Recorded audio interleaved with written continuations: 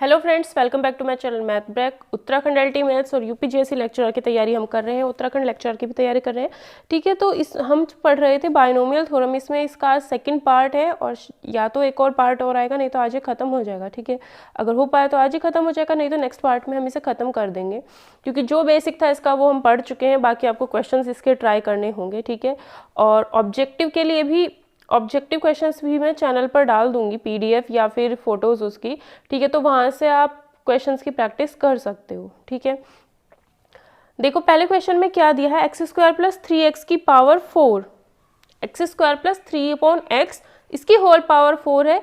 यहाँ पर x is not equals to 0 इसलिए दिया है क्योंकि यहाँ पर x अपॉन में है। अगर इसकी वैल्यू 0 हो गई तो ये क्या बन जाएगा, अनडिफाइंड हो जाएगा। ठीक है, तो इसलिए यहाँ पर x की वैल्यू हम 0 नहीं रखेंगे, इसलिए ये चीज़ दे रखी है। ठीक है, ये आपको दिया है, इसका आपको क्या करना है, एक्सपेंशन करना है। कैसे हम इसका एक्सपेंशन करते हैं, ठीक है, वो मैं आपको करके दिखा देती हूँ कि कैसे हम इसको सोल्व करेंगे।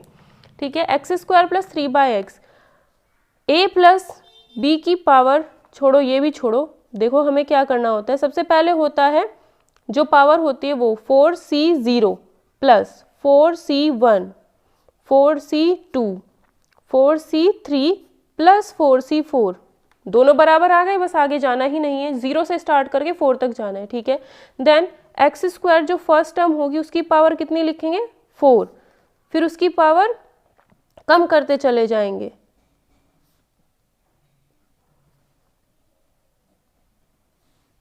ठीक है, यहाँ पर 1 आएगा और यहाँ पर क्या आएगा, 0। फिर क्या करना है, जो सेकंड टर्म है उसकी पावर आपको 0 से शुरू करनी होगी। कहाँ से, 0 से, 0 से बढ़ाती जानी है। पहले टर्म की पावर तो आपको घटानी है और दूसरे टर्म की पावर आपको बढ़ानी है।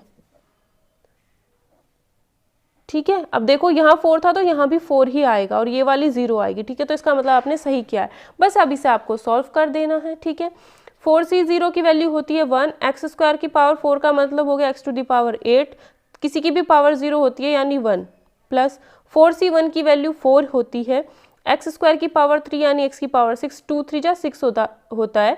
देखो 2 x की पावर 2 है और फिर से बाहर अगर कोई पावर आ जाती है तो इन दोनों की मल्टीप्लाई हो जाती है, तो 2 3 जा 6 हो गया, 3/x प्लस 4c2 हमें नहीं पता तो 4c2 हम निकाल सकते हैं। कैसे निकालो, साइड में निकाल देते हैं। 4c2 फैक्टोरियल 4 अपॉन फैक्टोरियल 2 और 4 माइनस 2 का factorial, factorial 4 upon factorial 2, 4 minus 2 का फैक्टोरियल यानी फैक्टोरियल 2। इसका फॉर्मूला हमने पढ़ा है ना, कौन सा, NCR equals two factorial n upon factorial r, और फिर दोनों को घटा करके उनका फैक्टोरियल निकाल दो। ऊपर वाला फैक्टोरियल नीचे वाला फैक्टोरियल दोनों को घटा के नीचे ही लिख देना है। ठीक है, फैक्टोरियल 4 का मतलब 1 इंटू 2 इंटू 3 इंटू 4, 2 का मतलब हो गया फैक्टोरियल 2 का मतलब 1 इंटू 2, 2 फैक्टोरियल का मतलब 1 इंटू 2, 2 2 जा 4, 4 गया, 2 3 जा कितना बचा, ओनली 6 बचा, तो यहाँ पर क्या आएगा 6। एक्स स्क्वायर का स्क्वायर यानी x की टू दी पावर 4, 3 का स्क्वायर यानी 9, नीचे क्या आएगा एक्स स्क्वायर प्लस 4c3। अब एक चीज़ और आप ध्यान रख सकते हो, अगर इन दोनों का अंतर 1 हो जाता है, ठीक है, तो इसकी वैल्यू वही आती है जो ये ऊपर होता है, या तो यहाँ पर 1 हो या तो यहाँ पर 1 हो, या फिर इन दोनों का डिफरेंस 1 हो, तो वैल्यू वही आएगी जो ऊपर लिखा है यानी 4। एक्स स्क्वायर की पावर कितनी है, 1 है तो एक्स स्क्वायर आएगा, 3 की पावर 3 है यानी 27 और नीचे एक्स क्यूब, प्लस अगर दोनों सेम हो जाते हैं या दोनों या तो 0 हो या दोनों सेम हो जाए तो उसकी वैल्यू होती है 1, एक्स स्क्वायर की पावर 0 करोगे 1 आएगा, इसकी वैल्यू आएगी 3 की पावर 4 की वैल्यू इतनी, एक्स की पावर 4 की वैल्यू एक्स की पावर 4। ठीक है, अब इसे सॉल्व कर दो, एक्स टू दी पावर 8 प्लस 4 3 जा 12, ऊपर कितनी है 6 पावर, नीचे कितनी है 1 पावर, तो एक्स की पावर कितनी हो जाएगी 5, नीचे वाली 1 पावर ऊपर जाके पावर में से घटा देंगे, नीचे से गायब करो ऊपर से घटाओ, आता होगा ये तो आपको। 9 6 जा 54, एक्स टू दी पावर 2, नीचे कितनी है 2, ऊपर जाके घटा दो, 4 इंटू 27, 27 दूनी 54 दूनी 108 हो गया।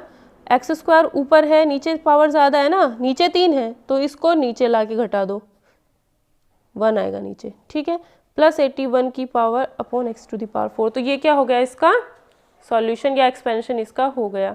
ठीक है, जब भी दो नंबर a अपॉन a की पावर 4 है, a की पावर 3 है, दोनों क्या है, डिवाइड में है। ठीक है, तो 4 में से हम इसकी पावर को घटा देते हैं तो ऊपर आएगा 1 टू द पावर 1। अगर a की पावर 3 होता, a की पावर 4 होता तो दोनों क्या है, ये चीज़ सेम होनी चाहिए और दोनों डिवाइड में है, तो ये कम वाली नीचे लेके आकर के घटाओ तो 1/a बचेगा। ठीक है, तो ये था हमारा इसका एक्सपेंशन। नेक्स्ट क्वेश्चन आप देख सकते हो, क्या पूछा है इसने, 1.01 की पावर ये दी है और 10,000 दिया है। इसने पूछा है कि इन दोनों में बड़ा कौन है।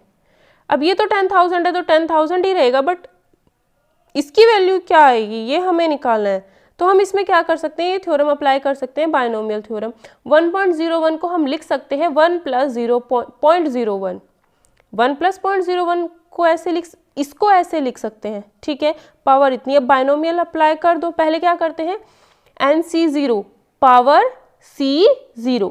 ठीक है, इसकी वैल्यू क्या होती है, जब नीचे 0 होता है इसकी वैल्यू 1 ही आती है। ठीक है, अगले टर्म में क्या आता है, power C1 into second number, देखो पावर, जो पावर है C1, फर्स्ट वाले नंबर की पावर इतनी ही जाएगी, तो 1 की पावर इतनी करोगे तो 1 ही आना है। ठीक है, फिर 0.01 की पावर 1 आती है। ठीक है, जो यहाँ पर आता है वही इसकी पावर आती है। ठीक है, इतना मिला। आगे क्या मिलेंगी, ऐसी आपको टर्म्स मिलेंगे, आपको आगे तक जाने की ज़रूरत ही नहीं है। इसकी वैल्यू 1 हो जाएगी, इसकी वैल्यू कितनी होती है, ये अगर नीचे 1 है तो जो ये वैल्यू है वही यहाँ पर आएगी। ठीक है, इंटू 0.01। अब इसकी जब मल्टीप्लाई या 0.01 से करोगे तो क्या होगा, 2 0 हट जाएंगे, 2 0 हटेंगे, कितना बचेगा, 10,000 बचेगा। ये 10,000 ही बचेगा, और 10,000 में आप 1 ऐड करोगे तो कितना आएगा, 10,001। अब 10,000 यानी इसकी वैल्यू कितनी आई है आपके पास, 10,001। ठीक है, 10,000 बड़ा होता है, 10,001 बड़ा होता है, 10,001 बड़ा होता है, मतलब ये क्या है, इससे बड़ा है। ठीक है, तो ऐसे आप इसे कर सकते हो। इस टाइप के क्वेश्चन अगर आपको मिलते हैं, एक्सपेंड ही करना होगा, इसमें बायनोमियल थ्योरम करके अप्लाई करके एक्सपेंड करना होगा। बस अदर पॉजिटिव टर्म्स, मतलब 1-2 टर्म तक ही आपको जाना पड़ेगा, ज़्यादा टर्म्स तक आपको जाने की ज़रूरत नहीं है। नेक्स्ट क्वेश्चन आप देख सकते हो, इसमें क्या किया है, देखो इस क्वेश्चन में एक चीज़ आपको समझा दूँ मैं, क्या बायनोमियल थ्योरम का यूज़ करके हमें बताना है कि ये नंबर, ठीक है, ये जो नंबर है हमेशा 1 रिमाइंडर देगा अगर 25 से डिवाइड होगा। अगर 7 है, 7 को मैं 2 से डिवाइड करूँ तो कितना रिमाइंडर देता है, 1। ठीक है, तो 7 को मैं क्या लिखूंगी, 2 × 3 + 1। ठीक है, ये क्या है, जिसको डिवाइड करना है, तो जिसको डिवाइड करना है वो A मान लिया, जिससे डिवाइड करना है उसको B मान लिया। ये क्या होता है, क्वोशंट होता है, जो हमारा डिवाइड करने के बाद आता है ना, और प्लस ये रिमाइंडर होता है, स्मॉल r लिख लो इसको। ठीक है, तो A = BQ + R, जहाँ पर A वो नंबर है जिसको आप डिवाइड करोगे, B से डिवाइड करना है, Q क्वोशंट होगा, मतलब जितनी बार आप टेबल पढ़ोगे, R आपका रिमाइंडर होगा। ठीक है, तो इसने कहा है कि दिस ऑलवेज लीव्स रिमाइंडर 1 तो आपको मिल रहा है रिमाइंडर, डिवाइडेड बाय 25, B की वैल्यू दी है 25, क्वोशंट हमें पता नहीं है, वो हमने K मान लिया, इसको डिवाइड करना है ना, इसको डिवाइड कर रहे हैं तो 6⁻n-5। तो ये चीज़ आपको यहाँ पर प्रूफ करनी है। ठीक है, ये चीज़ क्या करनी है, प्रूफ करनी है। क्वेश्चन अच्छा था तो मैंने सोचा इसलिए करा दूँ एक। ठीक है, तो ये चीज़ हमें प्रूफ करनी है। अब यहाँ पर आप देख सकते हो कि पावर किसकी जा रही है, पावर जा रही है 6 की। ठीक है, हमें पता है 1 + x की पावर n अगर हो तो क्या होता है, NC0 + NC1 + NC2 + NC3 plus up to NCn तक हम जाते हैं। यहाँ पर x की 1 की पावर कितनी जाएगी, n, यहाँ पर 1 की पावर n, 1 की तो कितनी भी जाए सब में 1 ही आना है। ठीक है, x⁻⁴ यहाँ कितनी जाएगी, 0, यहाँ कितनी जाएगी, x की पावर यहाँ पर 1 जाएगी, इसकी पावर तो घटाते जाएंगे, 1 की तो आप कितनी रख लो कोई मतलब नहीं है, 1 ही आना है सबके साथ। x की पावर हम बढ़ाते जाएंगे, 0, फिर 1, फिर 2, फिर 3, फिर यहाँ पर लास्ट में n आ जाएगी। ठीक है, अब अगर मैं इसको देखूं, यानी देखो पावर n वाला कौन है, सिर्फ यही है पावर n वाला, तो x की वैल्यू क्या रखूं जो ऐसा बने, 5 रख दो, 1 + 5 रखा तो अभी तो ये 6⁻n बन गया। ये NC0 की वैल्यू NC0 ही रखो, plus NC1x + NC2x² + NC3x³ plus up to NCn। x की वैल्यू हमने कितनी रखी थी, 5, तो 5 का स्क्वायर 5 का क्यूब। ठीक है, 5⁻n। ठीक है, 6⁻n की वैल्यू हमारे पास आई, NC0 की वैल्यू क्या होगी आपकी, निकाल के देख लेते हो अगर नहीं पता है, फैक्टोरियल n/(0) और n - 0 का फैक्टोरियल। यानी फैक्टोरियल n अपॉन 0 फैक्टोरियल की वैल्यू 1 होती है, n माइनस 0 फैक्टोरियल यानी n फैक्टोरियल, n से n गया यानी 1 आया, यानी इसकी वैल्यू तो 1 आई है, प्लस NC1 की कितनी आती है n और इंटू करोगे 5 से, प्लस NC2 की वैल्यू तो हम ये जो आगे की टर्म्स है इसमें हम क्या करेंगे, देखो 5 का स्क्वायर हम कॉमन ले लेते हैं, यानी 25 हमने कॉमन ले लिया तो NC2 बचा, प्लस यहाँ पे क्या बचेगा NC3, 5 की पावर कितनी है 3, 2 उसमें से हमने कॉमन ले लिया तो एक 5 बचेगा, प्लस NCN, 5 की पावर कितनी है n, हमने कितनी ले ली इसमें से बाहर, 2 बाहर ले ली तो 5 की पावर n माइनस 2 बचेगी यहाँ पर, जब हमने 2 इसमें से बाहर ले ली पावर तो n माइनस 2 ही बचेगा।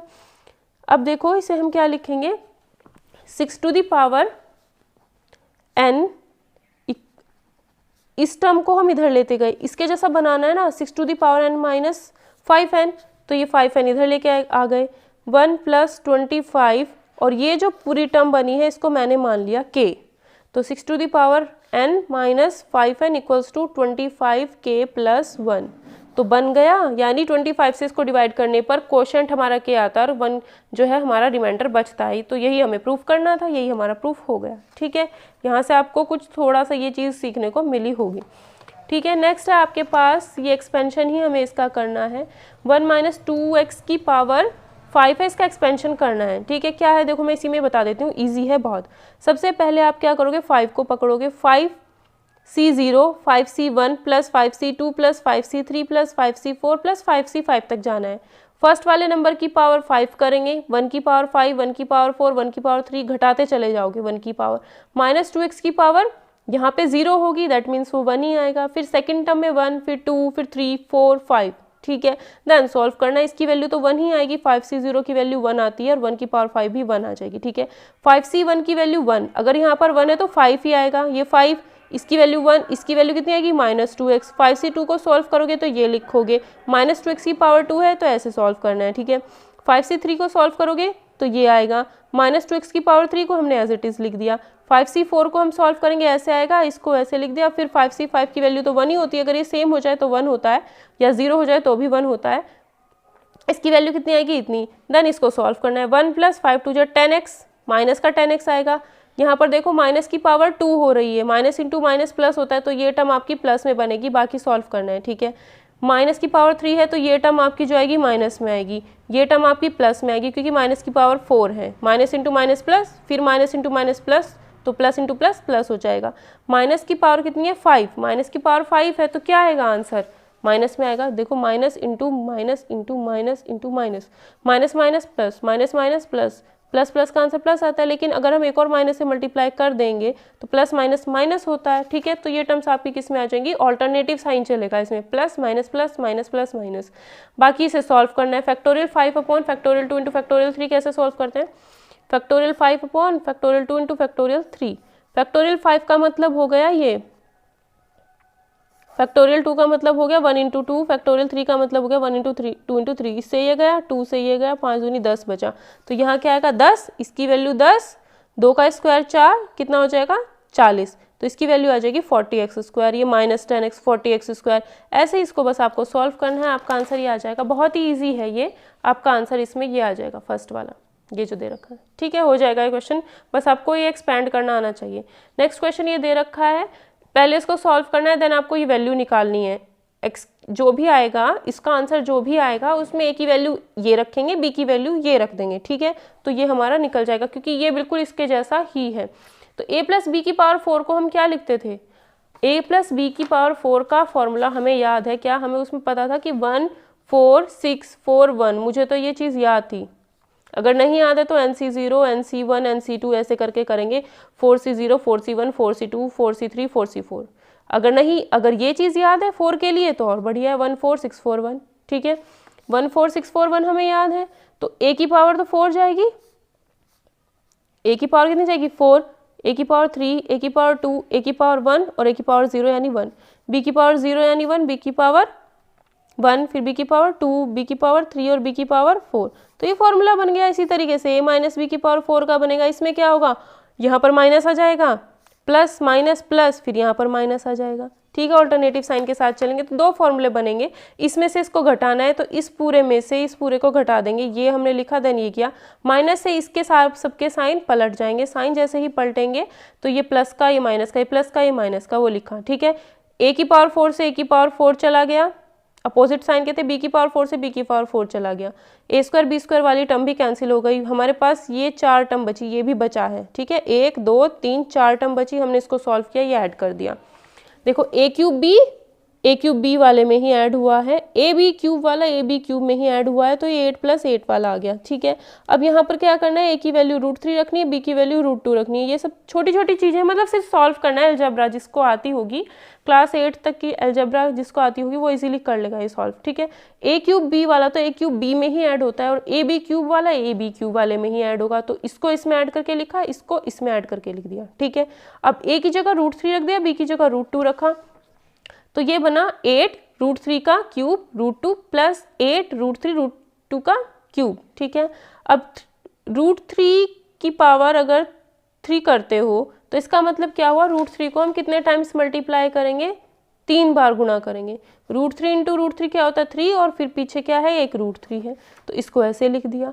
√2 को हम 3 बार गुणा करेंगे तो √2 × √2 क्या होता है 2 × √2, √5 × √5 लिखोगे तो आपको क्या मिलता है 5 मिलता है, तो ये 2 √2 आ गया। देन 8 × 3 24, √3 × √2 कितना हो जाएगा √6, 8 × 2 16, √3 × √2 क्या हो जाएगा 6। कैसे, √3 × √2 क्या हो जाएगा 6। जब पावर सेम होती है तो ये दोनों गुणा हो जाते हैं, जब पावर सेम होती है तो ये दोनों गुणा हो जाते हैं। ठीक है, पर ये तभी लगता है जब ये तो या तो दोनों हो पॉजिटिव रियल नंबर, या तो हो दोनों पॉजिटिव रियल नंबर, या फिर एक पॉजिटिव हो एक रियल, एक पॉजिटिव हो एक नेगेटिव हो। अगर दोनों नेगेटिव हो गए तब वो हम नहीं लगाते। ठीक है, कॉम्प्लेक्स नंबर में ये चीज़ मैंने बताई है। नेक्स्ट आपके पास ये क्वेश्चन है, इसे आप खुद ट्राई कर सकते हो। पावर 6 वाला पहले आपको एक्सपेंशन करना होगा, इसका और इसका, देन ऐड करना होगा। ऐड करने के बाद जो भी वैल्यू आपको मिलेगी उसमें x की जगह पे √2 रख देना है बस। ठीक है, आप इसे कर सकते हो। नेक्स्ट आपके पास देखो यहाँ से होती है असली कहानी शुरू, जनरल टर्म और मिडल टर्म की। ठीक है, यहाँ से इंपॉर्टेंट चीज़ है, यही आपको ध्यान रखना है।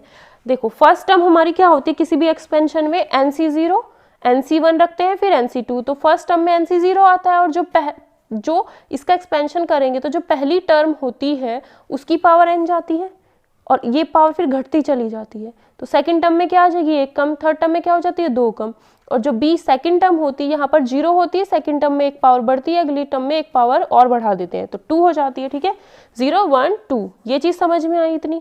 ठीक है, ये ऐसे ही समझ में आ जाएगा, इसलिए मैं सोच रही हूँ कि कम पेन का यूज़ करूँ, ईजिली हो जाएगा। ठीक है, तो अगर हमें r+1 टर्म निकालनी हो, देखो यहाँ पर फर्स्ट टर्म निकाली है तो n में से 0 घटाया, सेकंड टर्म निकाली है, 2 वाली टर्म निकालनी है तो 1 घटाया, 3 वाली टर्म हमें निकालनी है तो 2 घटा रहे हैं।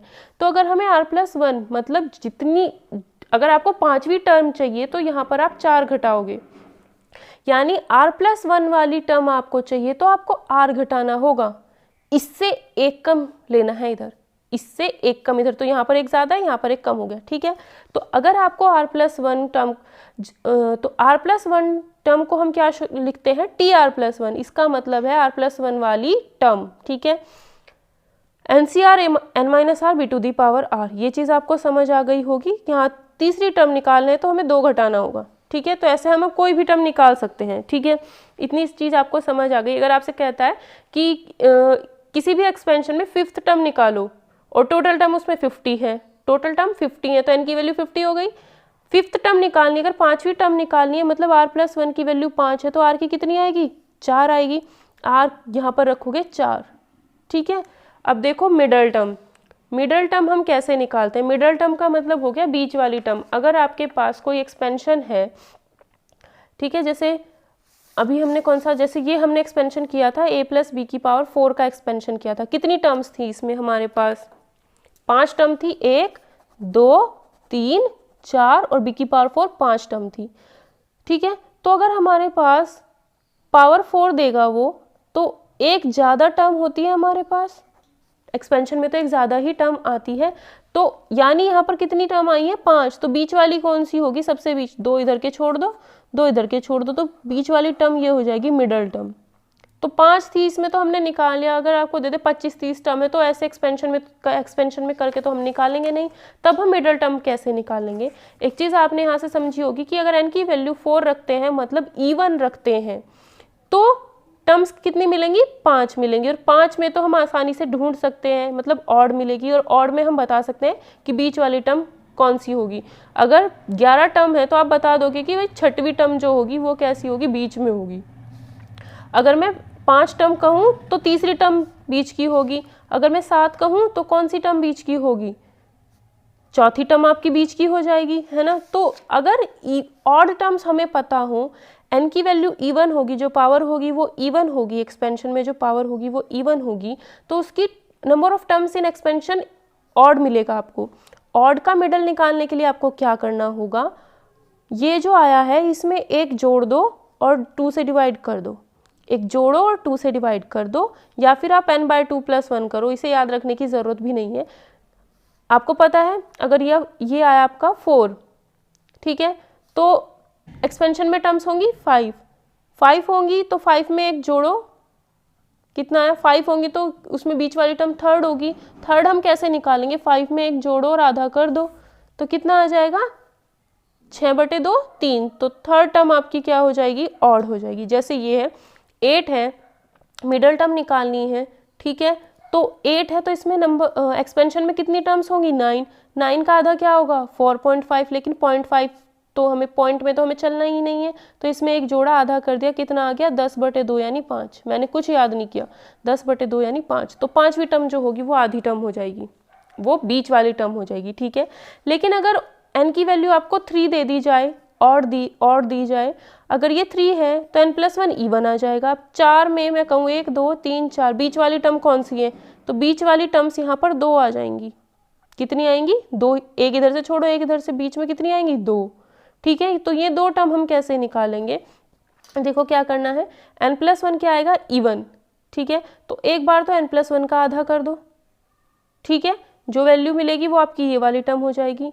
तो देखो हमने क्या माना, ये 3 है तो ये कितना आएगा 4, ये 3 है तो ये कितना आएगा 4 आ गया, ठीक है। 4 + 4 का ये आ गई वैल्यू 4 का आधा करोगे तो 2 आएगा, यानी ये सेकंड टर्म हुई। और थर्ड टर्म निकालने के लिए क्या करोगे, इसमें एक जोड़ दोगे, तो वही करना है, ये आएगा, इसमें एक और जोड़ दिया, ये वैल्यू आई थी, इसमें एक और जोड़ दिया, तो कितना हो गया, थर्ड टर्म हो गया, ठीक है। तो यही काम हमें करना होगा, ठीक है। जैसे ये 7 है तो मतलब क्या हुआ, ऑड, ठीक है। लेकिन नंबर ऑफ टर्म्स कितनी होंगी, इसमें 8 होंगी। अब 8 है तो 8 में बीच में 2 ही तो टर्म्स आएंगी, एक तो आएंगी नहीं, कितनी आएंगी, 2 टर्म्स आएंगी। 2 आएंगी तो पहली क्या हो जाएगी, 8, तो इसमें number of terms in expansion हो जाएंगी। 8 का आधा कर दो, कितना है 4, यानी चौथी टर्म भी बीच की होगी, और चौथी से अगली जो होगी 5वीं, वो भी बीच की टर्म होगी, ठीक है। इतना आपको इसमें समझ में आ गया होगा। तो वो चीज़ तो मैंने जितना मैं समझा सकती थी उतना मैंने समझाने की कोशिश की, क्योंकि बहुत ही इजी चीज़ है, मेरे हिसाब से तो बहुत इजी है। क्योंकि अगर आपको 4 टर्म दी है तो 4 में 2 होंगी बीच की, ठीक है। अब उसने पावर बनाई है इसमें 3, लेकिन number of terms in expansion हो जाएगी आपकी 4, है ना। तो पहले क्या करो, उस 4 का आधा कर दो, 2 आएगी, फिर इसमें एक जोड़ दो, तीसरी टर्म भी बीच की आ जाएगी, जब ये ऑड मिलेगा। लेकिन जब ये आपको इवन मिलेगा, मान लो ये आपको 4 दे दिया, तो 4 + 1 कितना हुआ 5। अब 5 का आधा करोगे तो पॉइंट में जाएगा, पॉइंट में हमें जाना नहीं, तो एक और जोड़ दो, 5 + 1 कितना हुआ 6। 6 का आधा करोगे तो कितना मिलेगा 3। तो तीसरी टर्म जो होगी वो बीच की हो जाएगी। 5 टर्म में से तीसरी टर्म ही बीच की होती है, वही तीसरी बीच की हो जाएगी, ठीक है। तो वही चीज़ आपको समझाने की कोशिश मैंने की है। अगर समझ में आ गया होगा तो बहुत ही अच्छी बात है, ठीक है। x + 1/x की पावर कितनी है 2n। 2n का मतलब क्या हुआ, 2n का मतलब हो गया कि जो भी आपकी पावर होगी वो 2 4 6 8 10 12 इस टाइप की होगी, ठीक है। तो यहाँ पर मिडल टर्म कैसी होगी, वही जो हमने उससे निकाला था। क्या मतलब, सिंपल बात है, चाहे आप इस कंडीशन को चाहे आप ध्यान भी ना रखो कि इवन है ये कंडीशन कैसी हो गई, बस इवन वाली। इवन वाले में क्या करेंगे, अगर 2n टर्म्स हैं, 2n पावर है तो 2n + 1 उसमें टर्म्स मिलेंगी, और 2n + 1 का जब आप आधा करोगे, इसको 2 से डिवाइड करोगे, ये तो कट जाएगा, बट 1/2 तो पॉइंट में चली जाएगी वैल्यू, ठीक है। क्योंकि इवन को जब भी हम डिवाइड करेंगे तो किस में जाएगी, पॉइंट में चली जाएगी। तो हम क्या करेंगे, इसमें एक और ऐड कर देते हैं, 2n + 1 + 1, तो 2n + 2 ये हो गया 2n प्लस 2/2, 2 से 2 गया, 2 कॉमन ले लिया, n प्लस 1/2, तो यानी n प्लस 1 टर्म। इसका मतलब क्या हुआ, n प्लस 1 वाली टर्म जो होगी वो आपकी बीच की हो जाएगी। ठीक है, इसमें आगे छोटी सी चीज़ और दी है कि इसने बोला है आपको बीच वाली टर्म निकालनी है ना। जब पावर है 2n और हमें निकालनी है, पावर है 2n, हमें निकालनी है n प्लस 1 टर्म बीच की होगी, ये तो समझ आ गया होगा ना। इवन है, इवन के लिए प्लस 1 करेंगे, 2n प्लस 1 को डिवाइड करेंगे तो पॉइंट में जाएगा, इसलिए प्लस 1 और कर दिया और 2 से डिवाइड कर दिया, तो हमारे पास वैल्यू मिली n प्लस 1 वाली टर्म। n प्लस 1 वाली टर्म जो होगी वो आपकी बीच की होगी बिल्कुल। तो अब हमें ये टर्म निकालनी है। ठीक है, हमें क्या करना है, n प्लस 1 वाली टर्म निकालनी है। और हमें पता है क्या कि अगर हम tr प्लस 1 निकालते हैं NCr a to the power n minus r और b to the power r होता है। ठीक है, कौन सी निकालनी टर्म, n प्लस 1 वाली टर्म निकालनी है। यहाँ पर हम कौन सी निकाल रहे हैं, r प्लस 1 वाली, है ना। और ये निकालनी कौन सी है, n प्लस 1 वाली, तो tn प्लस 1 ही तो हमें निकालना। अगर 16 यहाँ निकालनी तो यहाँ भी तो 16वीं ही निकाल रहे हैं। r प्लस 1 का मतलब क्या हो गया कि हम 16वीं टर्म निकाल रहे हैं। अगर हमें 16वीं का है, n प्लस 1 वाली टर्म हमें निकालनी है, तो यानी n प्लस 1 वाली टर्म को हम ऐसे ही तो लिखेंगे nc, बस r की वैल्यू क्या हो चुकी है, n, r की वैल्यू क्या हो चुकी है, n। ठीक है, और जो हमारी पावर थी, इसमें पावर कितनी थी, 2n थी, तो यहाँ पर क्या लिखेंगे, 2n। ठीक है, तो 2n हमारी ये हो गई, बस ये हमारे पास बन के आ गया। ठीक है, और ये जो आपका फंक्शन था, ये मतलब पहली टर्म क्या थी, x, तो x की पावर रखेंगे, हमने निकाला x प्लस 1/x की पावर 2n यूज़ किया है ना, तो 2n ये आएगा। पहली टर्म क्या है, x, तो यहाँ पर हम x रखेंगे। दूसरी टर्म क्या है, 1/x, तो इसकी जगह पे क्या आएगा, 1/x। तो इसको हम सॉल्व करेंगे, 2n/cn आएगा, ये तो आ गया। ठीक है, 2n/cn, x to the power ये कितना आ जाएगा, n, और इसको सॉल्व करेंगे तो x to the power 1/x to the power कितना आ जाएगा, n। अब x to the power n ये है, और ये क्या आएगा, 2n/cn x to the power n into 1/x to the power n। इसको सॉल्व करोगे क्या आएगा, इससे गया, तो ये बचता है, सिर्फ यही वैल्यू बचती है। ये क्या है, हमारी कांस्टेंट है, इसे हम कहते हैं, कैसी हो गई ये, x से इंडिपेंडेंट, इसमें तो x है ही नहीं, तो ये क्या हो गई, कांस्टेंट हो गई, इसे हम कहेंगे कांस्टेंट टर्म। ठीक है, तो ये आपको छोटी सी चीज़ समझानी थी जब आप x प्लस 1/x का एक्सपेंशन कर रहे थे। ठीक है, तो ये ऐसे ही था, अगर याद रख सकते हो तो याद रख लो, वरना कोई ज़रूरी तो है नहीं। ठीक है, नेक्स्ट हम एक क्वेश्चन करके देख लेते हैं कि a की वैल्यू हमें निकालनी है अगर 17th और 18th टर्म जो है इसके एक्सपेंशन में बराबर है।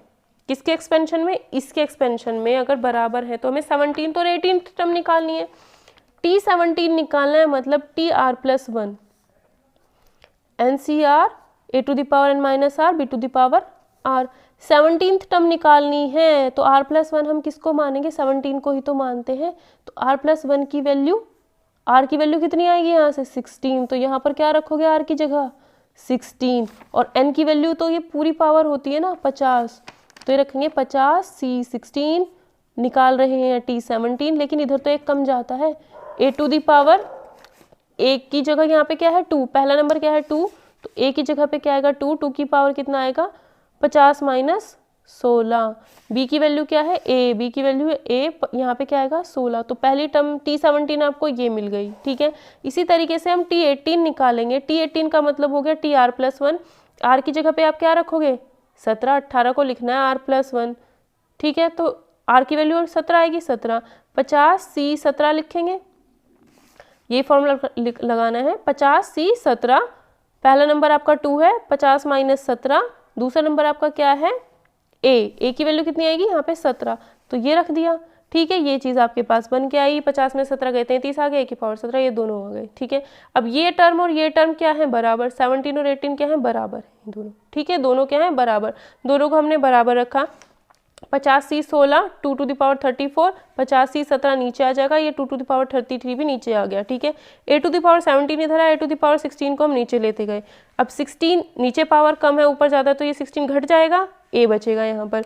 ठीक है, अब देखो 50 c 16 को कैसे सॉल्व करेंगे, factorial 50 upon factorial 16 into 50 minus 16 यानी 34 का फैक्टोरियल गुणा 50 फैक्टोरियल नीचे जाएगा, देखो ये नीचे है ना, ये ऐसे सॉल्व होगा, देखो 50C16 अपॉन 50C17 को सॉल्व करके बता देती हूँ। 50 factorial upon 16 factorial into 34 factorial upon 50 factorial 17 factorial, 50 में से 17 गए 33 का फैक्टोरियल। तो ये मेन डिवाइड तो हमारा ये है ना, तो यहाँ पर इसको उल्टा करके लिख दिया, डायरेक्ट किया है मैंने, ठीक है। कुछ को तो समझ आ जाता है लेकिन कुछ होते हैं नहीं पता चलता, ठीक है। अब ये कितना बचा, 17 factorial upon into 33 factorial upon 16 factorial into 34 factorial. अब कैसे करेंगे इसको, 17 फैक्टोरियल को हम लिख सकते हैं 17 into 16 factorial, 33 factorial as it is ही रखा, 16 फैक्टोरियल को 16, 34 को लिखेंगे 34 गुणा 33 फैक्टोरियल, ठीक है। 34 को लिखेंगे, 34 हम बाहर ले लेंगे, उससे एक कम का फैक्टोरियल बन जाता है। अगर आपको 15 का फैक्टोरियल है, इसे कैसे तोड़ोगे, 15 बाहर लिख लोगे, 14 का फैक्टोरियल लिखोगे, ठीक है। तो वही क्या, अब देखो 16 से 16 गया, 33 से 33 गया, 17/34 यानी 1/2, 1/2 आया ये, और 2 पहले से ही था यहाँ पर, क्योंकि 34 में से 33 चला जाएगा तो ऊपर 1 बचेगा, 2/2 दैट इज a की वैल्यू 1 बचेगी। तो इसका आंसर कितना आया, a की वैल्यू 1 आई है। ईजी है, बहुत ही ईजी है, जिसे ये सब चीज़ें सॉल्व करनी आती है। अब ये सब मुझे लगा कि सॉल्व करने की ज़रूरत तो है नहीं, तो मैंने इसी में बताने की कोशिश की है, और अच्छे से समझ आ जाता है ऐसे भी, ठीक है। बस समझने वाली बात क्या है, एक ही चीज़ है कि अगर आप यहाँ पर 17 लिख रहे हो ना, तो यानी TR+1, तो 17 को TR+1 के बराबर रखेंगे तो R की वैल्यू आएगी 16। इधर 17 लिखोगे, 17वीं टर्म निकालोगे तो R की वैल्यू आपको 16 यूज़ करनी पड़ेगी। 18वीं टर्म निकालनी है तो R की वैल्यू आपको 17 यूज़ करनी पड़ेगी, ठीक है। यही चीज़ है इसमें मेन समझने की। एक क्वेश्चन और देख लो, इसका छोटा सा कोफिशिएंट निकाला है, इसका in the expansion of this. सारे कॉन्सेप्ट इसके खत्म हो गए, इसके बाद चाहे तो आप एक लेक्चर और बनवा लो इसका, चाहे ना बनवाओ, ठीक है। इसके एक्सपेंशन में इसकी वैल्यू निकालनी है। अब हमें पता है TR+1 का फॉर्मूला क्या होता है, NCR x⁻n - r a⁻r। जब x+a का एक्सपेंशन करेंगे, फर्स्ट टर्म आती है, सेकेंड टर्म ही आती है, ठीक है। अब इसने क्या कहा है, x+2y का एक्सपेंशन करना है, और पावर दी है n, ठीक है। अब हमें जब भी आपसे किसी का कोफिशिएंट पूछेगा तो इससे आप हिसाब नहीं निकाल सकते कि कौन सी टर्म पूछी है, इससे हिसाब लगा लोगे कौन सी टर्म है, नहीं निकाल सकते, ठीक है। तो आपको क्या करना होगा, TR+1 निकालो, RV टर्म निकाल लो। जब आपको नहीं पता चलेगा कि कौन सी टर्म निकालनी है तो RH टर्म या RV टर्म निकाल लो, ठीक है। n की वैल्यू आपको 9 दी है, यहाँ पर आपको 9 दिया है, इसकी पावर 9 दे रखी है, तो 9CR, पहली टर्म x की power n - 9 - r, second term 2y है, 2y की पावर r, ये हमने निकाल लिया, ठीक है। अब 9CR है, x⁻n - r है, और 2y की पावर r है, TR+1। हमें हिसाब अब लगाएंगे कि हमें कौन सी टर्म निकालनी है। क्या दिया, x⁻6, x की पावर 6 यहाँ पर बनाओ। x की पावर 6 बनाने के लिए r की वैल्यू कितनी रखोगे, यहाँ पर 6 है, यहाँ पर 9 - r है, तो 9 - r को 6 के बराबर रखो तो r की वैल्यू 3 आएगी, या फिर r की वैल्यू 3 रख दो, 9 में से 3 गया 6, यानी r की वैल्यू कितनी है, 3। तो आपको r की वैल्यू 3 रखनी होगी, r की वैल्यू 3 रखोगे, r की वैल्यू 3 रखोगे, दैट मीन्स फोर्थ टर्म निकालनी है आपको। r की वैल्यू 3 रखोगे तो फोर्थ टर्म ही तो निकलेगी, ये 3+1 फोर्थ टर्म। 9C3 की वैल्यू 9/3 फैक्टोरियल 6 आएगा, दोनों को घटा के फैक्टोरियल x⁻6, इसका 2⁻3 का मतलब 8, y⁻3 का मतलब y⁻3, ठीक है। अब फैक्टोरियल 9 और फैक्टोरियल 6, अब ये नहीं कि 1 2 3 4 अप टू 9 तक लिखोगे, देखो फैक्टोरियल 6 तो चला जाएगा, फैक्टोरियल 6 इसके अंदर ऑलरेडी है, ठीक है। 9 को मैं लिख सकती हूँ 5 फैक्टोरियल 6 इंटू 7 इंटू 8 इंटू 9, तो फैक्टोरियल 6 नीचे था, इससे तो ये चला जाएगा, 3 टर्म आगे की बच जाएंगी। फैक्टोरियल 9 को फैक्टोरियल 6 इंटू 7 इंटू 8 9, इसका मतलब क्या है, 1 से लेके 6 तक के सारे नंबर्स की मल्टीप्लाई, 7 8 9, यही तो 3 बचे थे, 6 से 6 चला गया, 7 8 9 बचा, ऊपर नीचे फैक्टोरियल 3 था। फैक्टोरियल 3 का मतलब 1 इंटू 2 इंटू 3 यानी 6, 2 3 जा 6, 2 4 जा 8, 3 3 जा 9, 4 3 12 7 84, ठीक है। 84 बचा, 84 into x⁻6 into 8 into y⁻3, ये और बच रखा था, तो 84 into 8 x to the power 6 और y टू द पावर 3, तो इसका कोफिशिएंट बताना था, मतलब इसके साथ गुणा में कौन है, इसके साथ गुणा में कौन है, ये दोनों 84 इंटू 8, तो यही क्या हो जाएगा 84 इंटू 8 आप करोगे तो आपका आंसर आ जाएगा 672, तो ये इसका क्या हो जाएगा आंसर हो जाएगा। ठीक है, तो इस क्लास में इतना ही। नेक्स्ट क्लास अगर आपको चाहिए तो उसमें मैं कुछ क्वेश्चंस इसके करा दूंगी, वरना ये चैप्टर आपका कंप्लीट हो गया है बायनोमियल थ्योरम का। बस इसके आपको प्रैक्टिस करनी है अलग अलग क्वेश्चंस की, और कुछ नहीं है। मेन चीज़ आपकी यही है, ये फॉर्मूला, जो एक फॉर्मूला है हमारे पास, यही आपको याद रखना है, उसी से ही सारा का सारा बायनोमियल थ्योरम सॉल्व हो जाएगा। और इसका क्वेश्चन एग्जाम में आया हुआ भी है, तो बहुत ही इंपॉर्टेंट क्लास है ये। ठीक है।